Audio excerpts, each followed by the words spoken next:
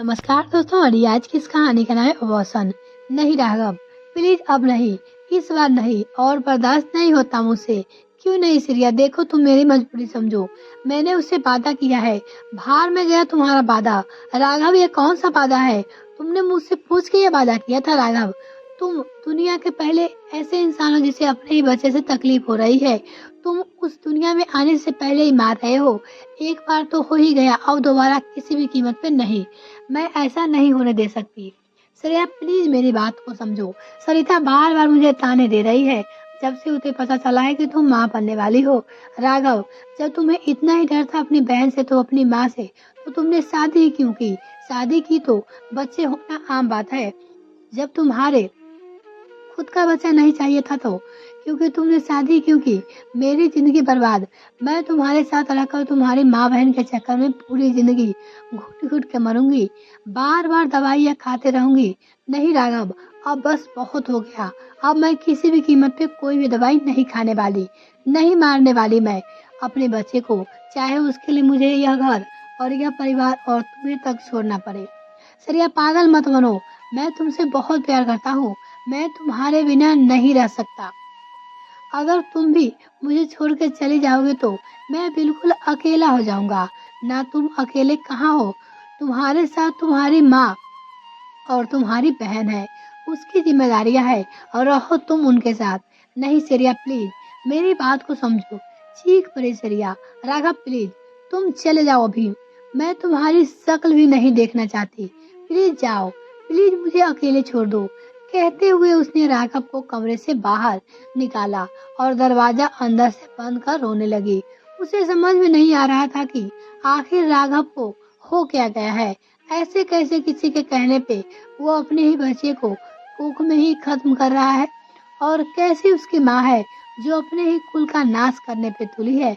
और कैसी उसकी बहन है जो अपने ही भाई का बसता घर हुआ नहीं देख सकती, उसके बच्चे को नहीं देख सकती?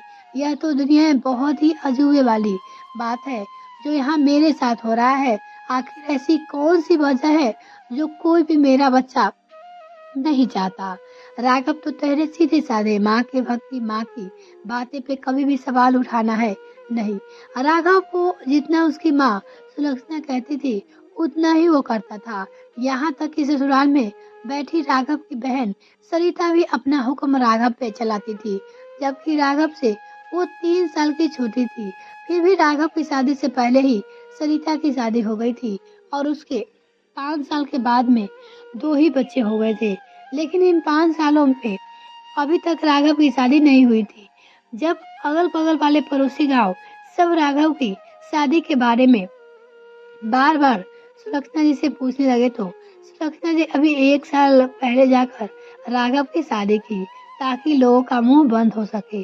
और इतनी मुश्किल से जब शादी हुई तो अब बच्चे नहीं चाहती। आखिर क्यों? ऐसी क्या वजह थी? कोई ना कोई बात तो जरूर थी जो बार बार श्रेया के दिमाग में घूमती रहती थी। राघव से कुछ पूछती तो राघव कभी उसे कुछ बताता नहीं। सुलक्षणा जी और सरिता से वो पूछ नहीं सकती थी, आखिर वो पता लगाए तो कैसे? यह एक ऐसा सवाल था जिसका जवाब पाने के लिए श्रेया पागल हुए जा रही थी। आखिर उसके बच्चे की जिंदगी का सवाल था। आखिर क्यों सुलक्षणा जी और सरिता नहीं चाहते कि राघव कभी बाप बने, उसके बच्चे हो? 1-2 बार उसने जब राघव से बात करने की कोशिश की तो राघव साफ साफ मना कर दिया। देखो श्रेया, तुम अपना दिमाग मत लगाओ, ऐसी कोई बात नहीं है। असल में सरिता जब दूसरी बार माँ बनने वाली थी, वो माँ से बार बार होकर अबॉर्शन करवाने के लिए कह रही थी। वो बार बार कह रही थी, माँ उसका अबॉर्शन करवा दो। वो दूसरा बच्चा नहीं चाहती क्योंकि उसके पति नौकरी छोड़ घर पे ही बैठ गए थे, कोई काम धंधा नहीं करते थे। इसलिए सरिता 2 बच्चे पैदा ही नहीं करना चाहती थी। बाद में मैंने ही सरिता से बोल दिया था, सरिता चिंता क्यों करती हो, तू अपना बच्चा पैदा कर, मैं हूं ना तेरा भाई तेरे पास। नहीं भैया, अगर गलती से लड़की निकल गई तो मेरी तो जिंदगी बर्बाद हो जाएगी। यह नौकरी छोड़कर बैठ गए हैं, कमाने का नाम नहीं ले रहे हैं, मैं कैसे उसकी जिंदगी पार लगाऊंगा? कैसे करूंगी उसकी शादी? देख, अगर नहीं तुझे लगता कि लड़की हो जाएगी तो मैं तुझसे वादा करता हूँ अगर लड़की हो गई तो मैं उसे गोद ले लूँगा। चलो चलो भैया, रहने दो। कहने में और करने में बहुत अंतर होता है। कल को जब आपके बच्चे हो जाएँगे तो सब भूल जाएँगे आप। अभी तो आप मुझे बस फँसाने के लिए कह रहे हो ना, ताकि मैं बेटी पैदा करके बैठ जाऊँ। देख सरिता, मैं तेरी कसम खाकर कहता हूँ, मैं अपने बच्चे भी नहीं पैदा करूँगा, अब चाहे वो लड़का हो या लड़की। मैंने आज से ही उसे गोद ले लिया। मेरा जो कुछ भी है, सब उसी का रहेगा। अब तू शांत रह, अब तो तू उसकी जान मत ले। बहुत समझाने के बाद सरिता मान गई और दोबारा उसे सच में लड़की हो गई। जैसे ही लड़की हुई उसने तुरंत मुझे फ़ोन करके कहा, भैया मैंने मना किया था ना, आपने ज़बरदस्ती ये बच्ची पैदा करवाई है, अब आप ही सँभालो इसे। आज के बाद यह आपकी ज़िम्मेदारी रहेगी, अब से आप ही इसके माँ-बाप हो। आपने बोला था ना, हाँ मैंने बोला था, मुझे सब याद है, तू चिंता मत कर। जब तक शादी नहीं हुई है तब तक तो ठीक था, लेकिन शादी के बाद सरिता के मन में डर बैठ गया था कि बस इस बात को लेकर सरिता बार-बार मुझे ताने देने लगी थी। इसलिए मैं बच्चा नहीं पैदा करना चाहता। सच में अगर मेरा बच्चा हो गया तो मैं उसके आगे बच्चों को, सरिता के बच्चों को नहीं देख पाऊँगा। बस इतनी सी बात है, अगर तुम मुझे समझ लो तो मेरा तो दो। नहीं राघव, मुझे तुम्हें किसी भी कीमत पे नहीं समझना। ये कौन सी बड़ी बात हो गई? ठीक है, तुम्हें पालना है तो तुम उसके बच्चे को भी पालो, लेकिन इसका मतलब यह तो नहीं है कि तुम अपने बच्चे ना पैदा करोगे, खर्च ही देखोगे। तुम एक ही हो क्या? दोनों को देख लो। लेकिन यह कौन सी बेवकूफ़ी है, तुम अपने बच्चे पैदा नहीं करोगे? बस इसी बात को लेकर कि रोज बहस होती आ रही थी। जब से श्रेया माँ बनने वाली है, जिस दिन से सबको पता चला है कि श्रेया माँ बनने वाली है, उस दिन से लगभग यह रोज का ही हो गया था। राघव के साथ साथ सुलक्षणा जी भी जाने क्यों श्रेया को दवाई खिलाने के चक्कर में पड़ी रहती थी। राघव तो समझ में आता था श्रेया को, लेकिन सुलक्षणा जी का उन्हें क्या हो गया है? वह कि वो अपने ही पोते पोतिया को नहीं देखना चाहती थी। राघव के बाद में श्रेया को कोई भी दम नहीं लगता था। उसे शक हो रहा था कि जरूर बात कोई और है। इतनी छोटी सी बात के लिए कोई अपने पोते पोतियों को क्यों मरवाना चाहेगा? अब श्रेया को पूरी बात जाननी थी। उसे पक्का विश्वास था कि बात कुछ और है। क्या है जिसका पता लगाना है, और उसके लिए उसे सबसे ज्यादा सुलक्षणा जी के आसपास रहना पड़ेगा। श्रेया अपने बच्चे के खातिर एक बार फिर से खड़ी हुई और दरवाजा खोल बाहर निकल जाती है। अब वो ज्यादा से ज्यादा टाइम अपने सास के जी के आसपास ही बिताने लगी। फिलहाल तो राघव और श्रेया में बातचीत अभी बंद थी।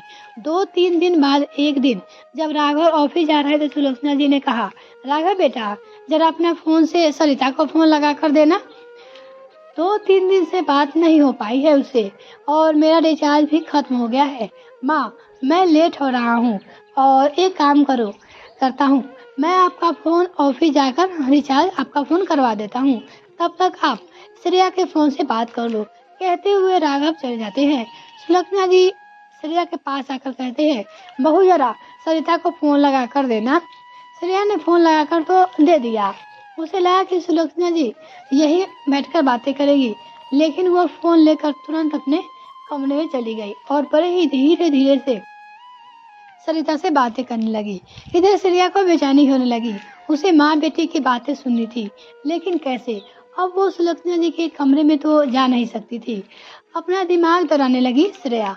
आखिरकार उसने दिमाग में कुछ आता है और वो तुरंत सुलक्षणा जी के कमरे में जाकर कहती है, माँ जी 1 मिनट फ़ोन दीजिए, लगता है मेरा नेट ऑन है। सुलक्षणा जी जैसे ही फ़ोन दिया तो श्रेया नेट बंद करने के बहाने रिकॉर्डिंग ऑन करके सुलक्षणा जी को फ़ोन देकर वहाँ से चली जाती है। सुलक्षणा जी को स्मार्टफोन के बारे में ज़्यादा कुछ उसे पता नहीं था। ज़्यादातर वो बटन वाले फ़ोन ही यूज करती थी, इसलिए श्रेया चालाकी वो समझ नहीं पाई और करीब 1 घंटे तक फ़ोन पे बातें करती रही। उधर श्रेया टीवी खोल बैठी थी, लेकिन उसका टीवी में जरा भी मन नहीं लग रहा था। वो बार बार माँ जी की कमरे की ओर देखती कि कब माँ जी बाहर निकले और फ़ोन उसके हाथ में आए।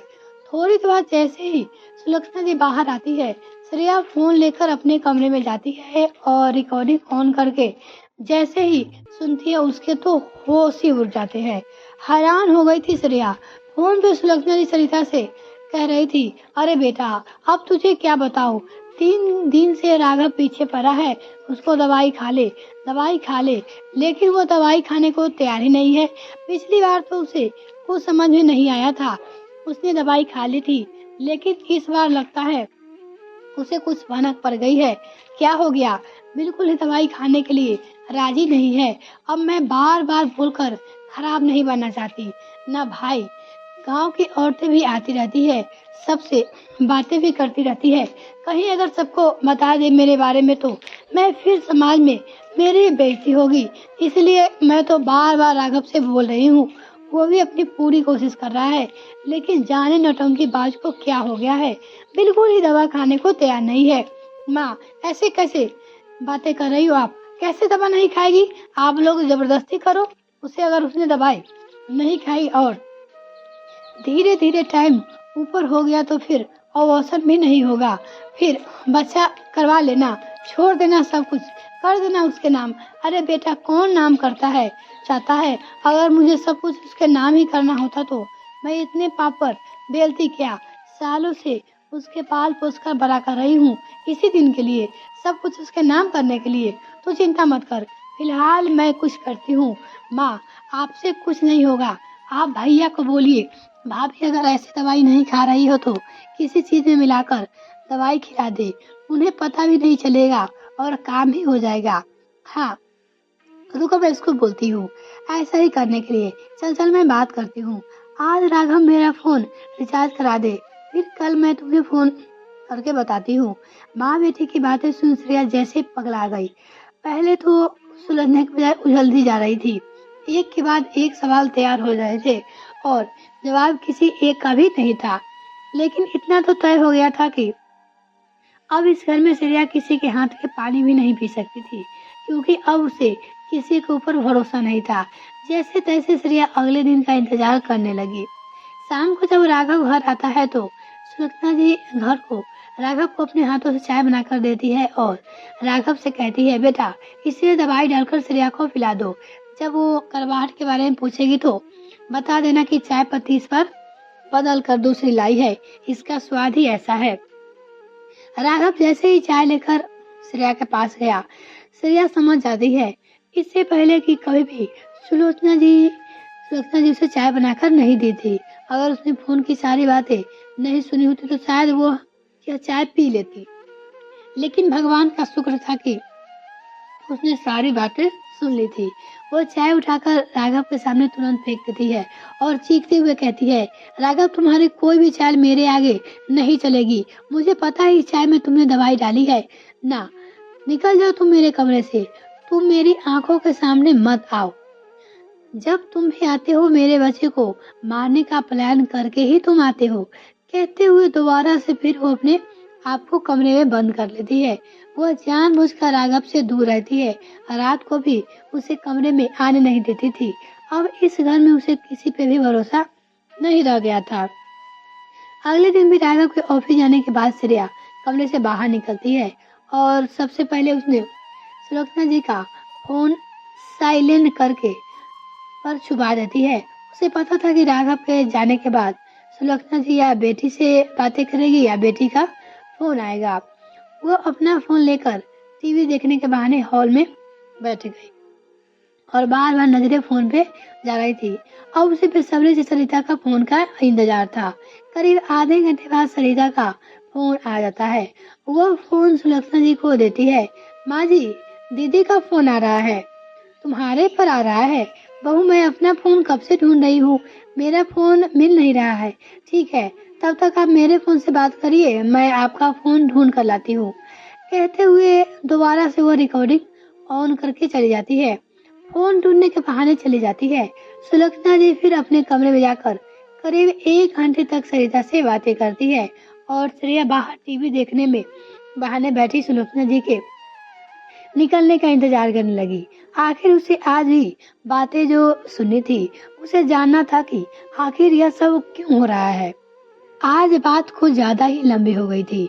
जैसे जैसे बातें लंबी होती वैसे वैसे श्रेया का दिल भी धड़क रहा था। आखिरकार सुलोचना जी बाहर निकलती है और श्रेया से कहते हुए, बहू मेरा फोन मिला क्या? हाँ माँ जी, आपका फोन सोफे के नीचे गिर गया था, इसलिए इसका बटन कोई दब गया था जिससे फोन साइलेंट हो गया था। अब मैंने सही कर दिया है। कहते हुए उसने सुलोचना जी का फोन पकड़ा दिया और अपना फोन लेकर भागती हुई कमरे में गई। इस बार तो उसने जैसे रिकॉर्डिंग ऑन की करी, सामने से सरिता अपनी माँ पे गुस्सा हो रही थी। माँ क्या कर रही हो? बिल्कुल भी अक्ल नहीं है, ऐसे कैसे बेचारी बनी पड़ी हो?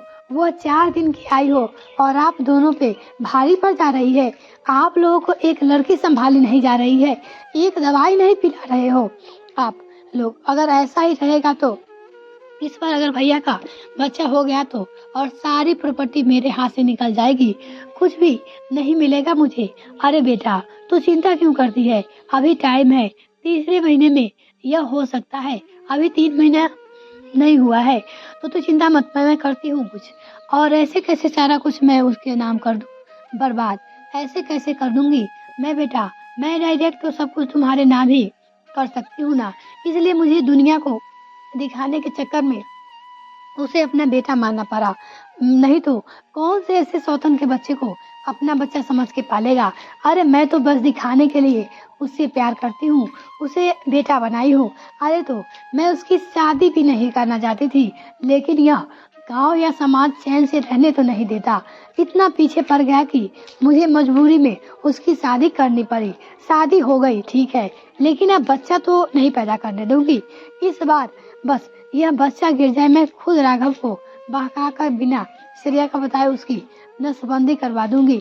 ना रहेगी बांस ना बजेगी बांसुरी। फिर देखती हूँ यह श्रेया कितनी उछल कूद करती है। फिर मजबूरी में से तुम्हारे बच्चे को गोद लेना ही पड़ेगा। और जब एक बार तुम्हारा बच्चा इसके गोद में ले लिया, फिर सारी जायदाद तो तुम्हारी ही होगी ना बेटा। यह सब कुछ मैं तुम्हारे लिए ही तो कर रही हूँ। देख लो माँ, ऐसा ना हो कि सब कुछ हाथ से निकल जाए। अरे कुछ नहीं होगा, तुम चिंता मत कर, मैंने सोच लिया है। फिलहाल तुम फोन रखो, मैं बाद में फोन करती हूँ। एक बार फिर से फोन कट जाता है, लेकिन इस बार पूरी रिकॉर्डिंग सुनने के बाद श्रेया को तो कहीं न कहीं अपने सवालों का जवाब उसे मिल गया था, लेकिन कुछ सवाल उसके मन में अभी भी थे, उधर रहे थे। सौतन का बेटा, यह बातें बार बार श्रेया के कानों में गूंज रही थी। अब उसे राघव को आने का बेसब्री से इंतजार था। शाम को जैसे ही राघव घर आता है, श्रेया उसका हाथ पकड़कर तुरंत कमरे में ले जाती है और अंदर से दरवाजा बंद कर अपने सर पे हाथ रखकर राघव से कहती है, राघव आप चाहते हो ना मैं ये बच्चा गिरा दूं? मैं बिल्कुल गिरा दूंगी, लेकिन आपको मेरे कुछ सवालों का जवाब देना पड़ेगा। हाँ बोलो, क्या पूछना है तुम्हें? राघव आप सच सच बताइए, माँ जी आपकी सगी माँ है? नहीं श्रेया, मेरी माँ सगी नहीं है, लेकिन सगी माँ से भी बढ़कर प्यार करती है। जब मैं 1 साल का था तभी मेरी माँ बीमारी में चल बसी, तब से इन्होंने मुझे पाल पोस कर बड़ा किया है। मुझे कभी भी माँ की कमी महसूस नहीं होने दी, लेकिन मेरे नसीब में माँ बाप दोनों में से एक भी का प्यार नहीं लिखा था। इसलिए जैसे ही सरिता हुई, वो 6 महीने की थी, तब पापा भी गुजर गए। तब से माँ अकेले ही हम दोनों को पाल रही है। इतना बड़ा धोखा राघव, आज तक आपने मुझे यह बातें बताई क्यों नहीं? लेकिन अब सारी बातें श्रेया के सामने हो गई थी। वो समझ गई थी कि आखिर क्यों सुलोचना जी नहीं चाहती थी कि राघव का बच्चा हो, क्योंकि उसकी नजर इस पूरी प्रॉपर्टी पर है जो अपनी बेटी के नाम करना चाहती थी। राघव को दिखाने के लिए समाज की नजरों में अपना बेटा मानती थी, लेकिन असल में और राघव का हित कभी नहीं चाहती थी। उसका दूसरा बेटा नहीं हो पाया, इसलिए ले देकर उनकी बेटी सरिता ही थी और वो अपनी सारी प्रॉपर्टी सरिता के नाम करना चाहती थी। सीधे तरीके से करती तो समाज की बातें सुनाई पड़ती, समाज की नजरों में गलत साबित हो जाती। इसलिए इतनी बड़ी साजिश करके सारा कुछ सरिता के नाम करना चाहती थी। इसलिए बड़ी प्लानिंग की समाज की नजर में वो अपनी सारी प्रॉपर्टी राघव के नाम करके एक अच्छी माँ होने का खिताब भी खा जाए और राघव का बच्चा पैदा ना करके बेटी का बच्चा गोद लिवाकर सारी प्रॉपर्टी उसके नाम करवा दे, जिससे सारी प्रॉपर्टी उनकी बेटी के पास वापस चली जाए। यह तो वही बात हो गई कि सांप भी मर जाए और लाठी भी ना टूटे। इतना बड़ा धोखा। और राघव बेचारा ठहरा सीधा साधा। वह इन दोनों माँ बेटी की बातों को समझ भी नहीं पाए, लेकिन अब सब कुछ श्रेया के सामने साफ था। उसने राघव से कहा, राघव मैं आपको कुछ सुनाना चाहती हूँ, एक बार बस सारा कुछ आप सुन लो, इसके बाद जो कहोगे जैसा ही कहोगे मैं करने के लिए तैयार हूँ। कहते हुए श्रेया ने सारी रिकॉर्डिंग राघव को सुना दी। राघव को सच में अपने कानों में विश्वास ही नहीं हो रहा था। उसने तो जो कुछ भी सुना उसे झूठ न ले रहा था, पागल हो गया था। और क्योंकि वो सुलक्षणा जी को अपनी सगी माँ मानता था, सुलक्षणा जी उसके साथ इतना बड़ा विश्वासघात कर सकती है। रिकॉर्डिंग सुनने के बाद राघव के चेहरे का अलग ही भाव दिखने लगे थे। गुस्से में वह पागल हुए जा रहा था। आज पहली बार श्रेया ने राघव का ऐसा रूप देखा था। राघव श्रेया का हाथ पकड़ा और फोन की रिकॉर्डिंग लेकर सुलक्षणा जी के पास जाती है और सारी रिकॉर्डिंग और करके सुलक्षणा जी के आगे रख देता है। सारा सच सुनने के बाद सुलक्षणा जी को काटो तो खून नहीं था। उन्हें ऐसा लगा धरती फट जाए और वहीं उसी में वो समा जाए। उनकी हालत देखने लायक थी। फिलहाल राघव ने उनसे ज्यादा कुछ तो नहीं कहा, लेकिन इतना जरूर कहा, माँ अगर आपको नजरे में मैं सौतेला ही तो आप उसी समय मेरा गला क्यों नहीं घोंट दी। जितना तकलीफ आज हो रही है उतनी तकलीफ उस समय नहीं होती। मैं तो आपके दिल से अपनी माँ मानता था। आप मेरे साथ इतना बड़ा धोखा कर रही थी। माँ अगर आपको पूरी प्रॉपर्टी ही चाहिए थी तो आप ले लेती। कौन सी मैंने आपसे प्रॉपर्टी मांगी थी, लेकिन नहीं, आपको तो दुनिया के सामने भी अच्छी बनना था। सच कहते हैं लोग, अपनी माँ माँ होती है और सौतेली माँ सौतेली ही होती है। आखिरकार दिखा ही दिया आपने सौतेलापन। आपको ये प्रॉपर्टी चाहिए थी ना, इसके लिए आप मेरे बच्चे को मारने पे उतारी थी। मेरे ही हाथ मेरे बच्चे को मरवा रही थी। इस तुझ से प्रॉपर्टी के चक्कर में मैं आप मेरा नाश करवा रही थी और मैं कुछ और ही सोच बैठा था। आपकी हाँ में हाँ मिलाता था, लेकिन अब और नहीं मुझे रहना आपके साथ। मुझे घिन आ रही है आपकी सोच से, आपके साथ से, आपके साय से। मैं यह सब अभी के अभी छोड़कर जा रहा हूँ। आपको ये घर, ये प्रॉपर्टी, आपकी बेटी मुबारक हो। आज के बाद मैं आपको दोनों के लिए मर गया हूँ। कहते हुए श्रेया को लेकर राघव घर छोड़कर चला जाता है अपनी एक नई दुनिया बसाने। श्रेया खुश थी अपनी दुनिया में। यहाँ ऐसा कोई नहीं था जो उसके बच्चे को जान के पीछे पड़ा हो। वो अपनी छोटी सी दुनिया में खुश थी। और घर छोड़ने के साथ ही महीने बाद ही गोद में एक प्यारा सा मासूम सा छोटा राघव खेल रहा था। दोस्तों यह कहानी पूरी तरह से काल्पनिक है, कृपया इससे वास्तविकता से ना जोड़े। अगर आपको ये कहानी पसंद आई तो कृपया आप हमें कमेंट करके बताइएगा, हम उस पर कहानी बनाने की कोशिश करेंगे। अगर आपने अभी तक चैनल सब्सक्राइब नहीं किया तो प्लीज़ सब्सक्राइब कीजिए, तो साथ में बेल आइकन ताकि मेरे और भी वीडियो का नोटिफिकेशन सबसे पहले आपको मिल सके। और यह कहानी कैसी लगी कमेंट सेक्शन में लिखकर जरूर बताइएगा। और इस कहानी के बारे में आपकी क्या राय है, आप भी हमें कमेंट सेक्शन में बता सकते हैं। इस वीडियो को देखने के लिए बहुत बहुत धन्यवाद।